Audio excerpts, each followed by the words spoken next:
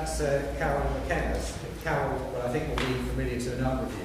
So Carol has an extensive background in working for international and national protection organisations for a number of years on quite a broad range of issues, and I think that really equips her well to be looking after our next session this afternoon. Projects in recent years have included working on strategic campaigns and special projects, including the development and ranking of animal welfare priorities. So I think Kieran's structured project has really sort of acted as a good prelude to that. She's chaired stakeholder groups, coalitions, and done a lot of report writing and research herself. She's worked for Compassion World Farming, I4, One Voice and World Animal Protection, formerly known as Whisper. So I'm now going to hand you over to Carol and the panel for the rest of the afternoon session. We're going to have a short break, about I think in about an hour's time for a cup of tea to collect your thoughts, and Carol will tell us how that's all going to go. So thank you very much. Thank you so much, Pete. Thank you, everyone. So, I mean, we've got basically 2 hours for this section, and one of the sort of the key reasons for sort of allowing so much time is to make sure that we can actually get questions and contributions from you, because obviously, you know, what we would like to do is to get your thoughts on both opportunities to advance animal welfare and also on the threats that need to be addressed. And that's going to help us shape our work programme. So we've got 4 contributions from more committee members on particular issues, and then we're going to sort of take questions after each one, and then we will hopefully allow at least 45 minutes to an hour for sort of more open discussion after the tea break. So that's the aspiration. So thank you. So I'd firstly like to introduce Chris Draper. Chris Draper is a zoologist and a chartered biologist. He's working with the Born Free Foundation, where he leads the work on zoo animal welfare issues, and also Born Free's Compassionate Conservation Initiative, which we heard something about this morning. Our own David Fraser was sort of letting us all know that, you know, we are cutting edge here on wild animal welfare, so thank you for that.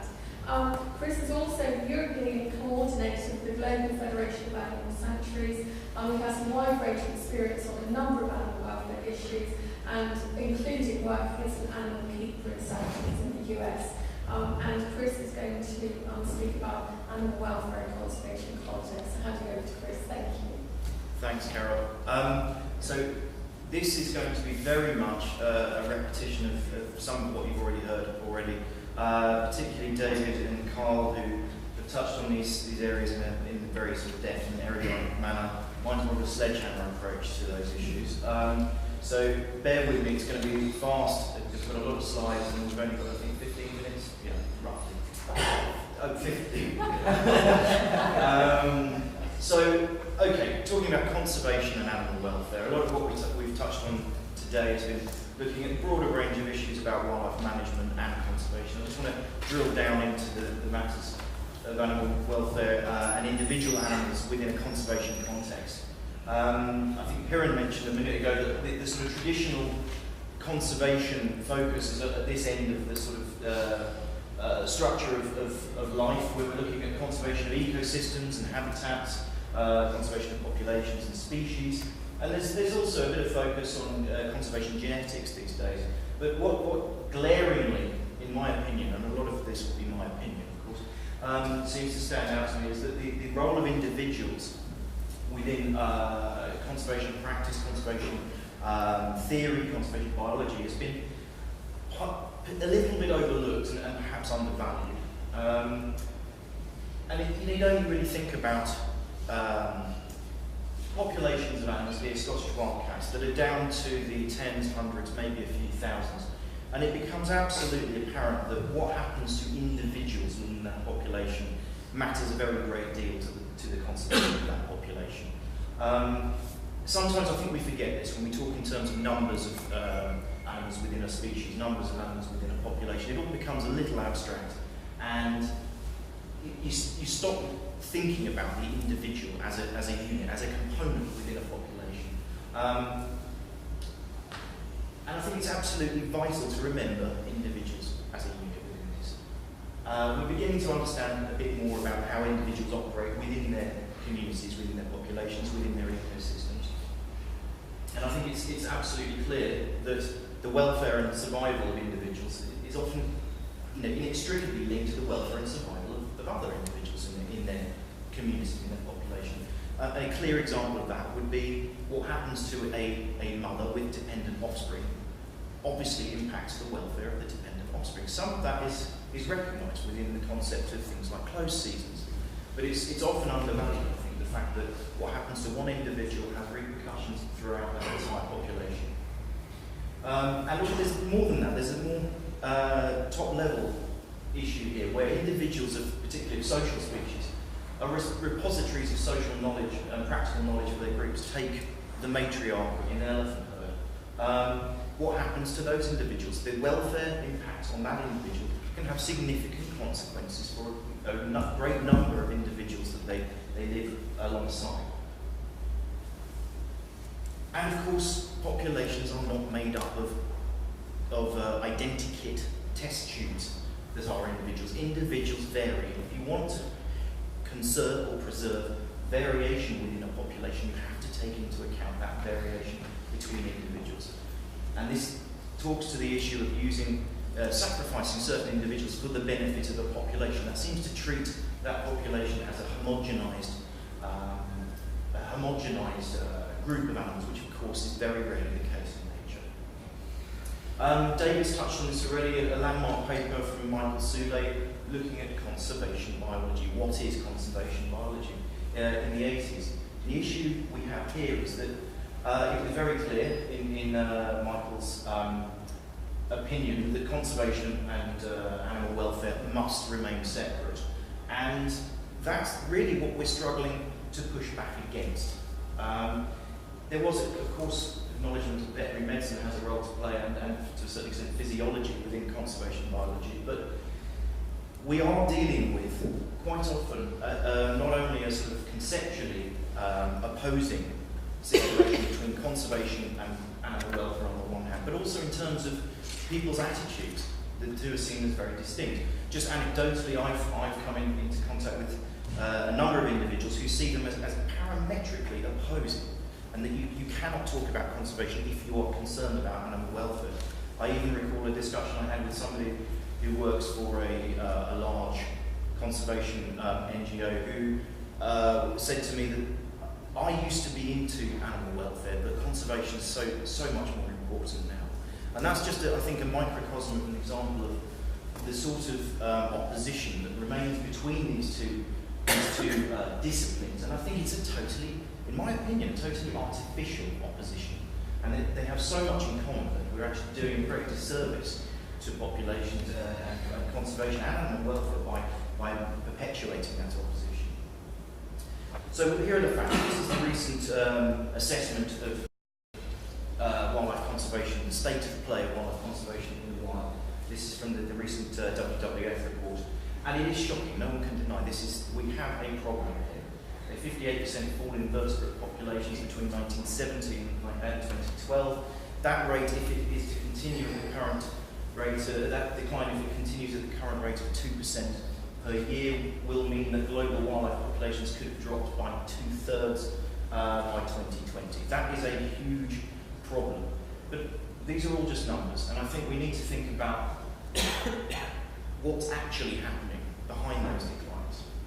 There is, again, in my personal opinion, I often suspect that these sort of scenarios are described just in terms of literally just of declining numbers, and that actually little thought is happening. Little thought is devoted to individual animals that comprise these populations.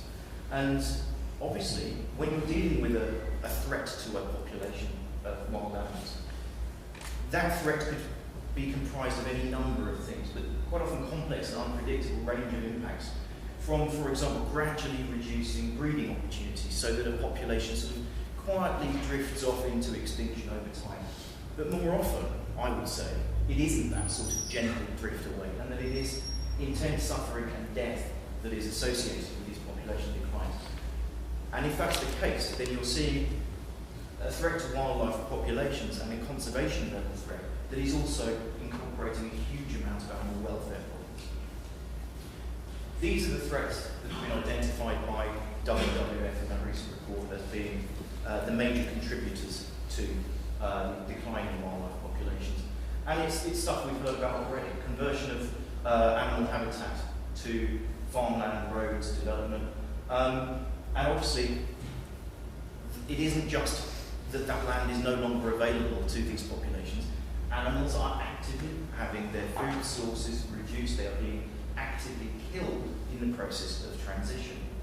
You're dealing with direct impact on individual animals here. So it doesn't look like it. This is a loggerhead turtle track, where normally they would come up the beach, lay their eggs overnight, and return to the sea. And that is a hugely energetically costly activity. To find its way blocked by a new sea wall and have to spend its time traipsing up and down here is opening into massive energetic cost, threats, and an increased risk of predation or harassment by people. These are subtle but insidious effects on animal welfare that are playing out at a macro scale. And of course, once we've converted all the land to farmland, we've got additional things that I think David mentioned before, where animals are harmed by farming itself. Pollution. I don't need to go into the detail here, but this is not just a problem of population drifting away. That animal would have died probably of starvation in some sort of degree of suffering. And similarly here, ghost fishing, the impact of that being quite dramatic. And one of the other key threats to wildlife populations been identified is, of course, the direct exploitation and persecution of wildlife. I won't give you examples of hunting and poaching, but you can see, I'm sure, intuitively, that comes at a welfare cost to individual animals. Similarly, the live trade in wild animals is often overlooked as a source of conservation threat, but inevitably capture, transport, and keeping of animals, wild animals in captivity, comes with a risk to their welfare. And of course, what I've termed here human-wildlife conflict in inverted commas. I've put the inverted commas because it's not really very much a one-sided conflict. And that encompasses issues that we might also think of as wildlife management to mitigate against human-wildlife conflict. Here you've got horrendous suffering caused by the use of small explosives to deter elephants from crop raiding in Sri Lanka. And inevitably, the poisoning of individuals leading to great suffering and death of individuals, and of course, subsequently, declines in populations. I'm sorry if I'm laying it on a bit thick, but this is a personal plea to you all to recognise the welfare component of population decline. But it isn't just those shared threats. Unfortunately, what we have a situation where, as Carl has identified, research and conservation activities such as conservation research also impacts on animal welfare. So this vervet here has been anaesthetised. He has a collar placed around his neck and he has an ear tag in. These are not massively impactful activities, but potentially have quite a significant impact on an intelligent and social primate. And these are all activities that are being done in the name of conservation that have negative consequences for animal welfare. Similarly here, a temporary tag transmitter on a cetacean that I believe this photo was taken several weeks after the tag was supposed to drop off, leaving an injury and an open wound for infection to set in. And of course, a lot of other things that we do in the name of conservation that are not necessarily impacting on the target species we're wishing to conserve. Control and management of invasives or predator species so as to conserve other species. It involves a great deal of killing and in many cases a great deal of suffering. We've heard again the use of rodenticides to control rodents in that are threatening seabird populations. That's a good example of where we're dealing with quite a catastrophic welfare problem, but not in the species of interest. So quite often is then overlooked. Reintroduction and translocation, attempted very frequently in the name of conservation. It's perceived as relatively benign. The idea is to keep the animal alive, to get it from A to B and start a new life and a new population in a new area. But unfortunately, what starts off as a quick jab in the butt from a dart ends up in something as stressful and traumatic as this sort of thing, where an animal is being loaded, manhandled, and put into a box to be transported long distances over road. That is inevitably going to have repercussions on that animal's welfare. And then the role of captive breeding zoos in conservation. This is something that is increasingly being claimed, and yet, of course, captivity comes at some threat or risk to animal welfare consequences. Just very quickly, an example of the sort of dichotomy that we have between conservation and animal welfare is exemplified here. And this was a statement from a researcher in Australasia, I believe, who was speaking out against a ban on a particular research practice. The practice was this, which was hot iron branding, which Carl mentioned earlier. Hot iron branding of pinnipeds in order to identify them so that they could be used as study animals in the field. The research that Kristen Walker, who I believe was one of David's students, has shown that obviously this is an impactful procedure to do to an animal. Burning their tissue like this does lead to changes in their behaviour, changes in how they interact, changing with their conspecifics, changes in how they forage. And inevitably, not only is that an animal welfare compromise, but since these are study animals, the validity of the science that's being undertaken in the name of conservation is compromised. So we've got, again, a situation where poor welfare and equals poor conservation. This is some results of a review of reintroduction, I believe, of mammals by Lauren Harrington and colleagues at Oxford, where this is not so much looking at the methods used, as Carl had looked at, but also how the results are explained when they're published. And if we're looking here, you can see that in these papers dealing with reintroduction in the name of conservation, concepts like welfare and stress and even ethics are very, well, I would say, relatively underreported than success, even though, again, I think it's fair to say that these are aspects that could directly contribute to this success. So it's not an aspect that is still, although in 2010, still not being factored into studies of conservation. But I think it's clear that animal welfare and considerations of animal welfare can aid conservation practice. Refining conservation research methods inevitably is going to lead to better outcomes and better validity. Looking at individual animals and their personalities, their variation in how they behave, and the effect on their welfare can improve the success of conservation projects. This has been demonstrated in translocations in certain species of rodent, desert rodent, where the reintroduction success depended on the personalities of the individual animals, whether they were shy or bold. And in the issue of rewilding, which I know is a subject of great concern, considering the welfare and behaviour of predators and the prevention of their persecution can lead to an improved success in the conservation project. And of course, something that I think we're going to talk, Liz is going to talk about, rescue and rehabilitation of wildlife, whether that is a conservation activity and how the welfare of the individual animal contributes to that.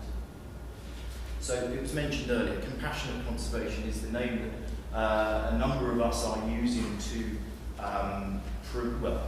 encapsulate an initiative to rethink how animal welfare and conservation interface. Broadly speaking, I'm talking about just trying to get consideration of animal welfare in conservation practice. Taking the position that individuals matter and that the well-being of individual animals needs to be factored in when making conservation decisions. And it isn't that one trumps the other. But it's also that a framework that considers individual animals within conservation research and practice in which the focus has historically been on species, populations or ecosystems. And the idea being that better animal welfare in this scenario leads to better conservation. But I would also suggest that it is perhaps a situation where it's more than the sum of its parts. What we're not necessarily just promoting is humane conservation, although I think we should all be heading towards that way. The idea here is that incorporating animal welfare within conservation decision-making and policy-making can lead to a whole new way of doing things. And just a final thought, because I'm sure we're running out of time. And this is slightly unrelated to what we were saying before, but something that we could discuss in the discussion. The idea of what we term animals. I've heard it several times today, the idea of invasive species. I've used it myself. The idea of protected, threatened, pest, vermin. These are arbitrary, in some cases, in terms of the words that we use are arbitrary. These are categorizations that we impose on animals that radically change how we treat them and how we perceive them. But of course their welfare underneath that doesn't change. But calling an animal a pest or a nuisance or a vermin can have radical implications for that animal's welfare. So I just wanted to get that into potential talking point for later. And on that point I'll end. So thank you very much.